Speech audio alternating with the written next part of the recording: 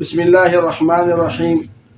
اگر کسی عورت کا نکاح ہو اور رخصتی سے قبل شوہر وفات پائے، کیا ایسی عورت پر عدت ہے یا عدت نہیں ہے؟ تو اس کی دو صورتیں ہیں۔ اگر ایک عورت کی منگنی ہوئی اور اس منگنی کے اندر نکاح ہو چکا ہے، تو اب وہ نکاح کے بعد چونکہ اس کی بیوی بنی اور رخصتی سے قبل ہی اس مرد کو وفات ہو جائے، شوہر وفات پا جائے، تو ایسی عورت پر عدت ہے۔ لیکن اگر وہ منگنی کے اندر نکاح نہیں ہوا، صرف وہ منگنی کے رسومات ہوئی ہے اور ایک وعدہ ہوا ہے کہ ہم اپنی بچی دیں گے اور پھر باقاعدہ نکاح شادی میں ہوتا ہے، تو اس صورت میں اگر رخصتی سے پہلے وہ شوہر وفات پائے تو ایسی عورت پر عدت نہیں ہے۔ تو دو صورتیں ہوگی کہ اگر منگنی میں نکاح ہوا ہے اور تو اس پر قبل رخصتی کے شوہر وفات پائے تو اس عورت پر عدت ہے، وہ 4 مہینے 10 دن کی عدت گزارے گی۔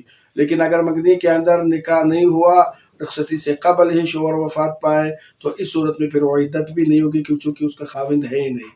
تو جب جیسے ہی نکاح ہوا، خاوند بنا، اور عدت تب آئے گی کہ خاوند کو وفات ہو جائے، شوہر وفات پائے، اور اگر جب تک وہ نکاح میں نہیں آتی، نکاح کے ذریعے سے بیوی نہیں بنتی، تو دوسرا خاوند بھی نہیں بنتا، لہذا اس صورت میں پھر عدت بھی نہیں ہوگی اسلام میں۔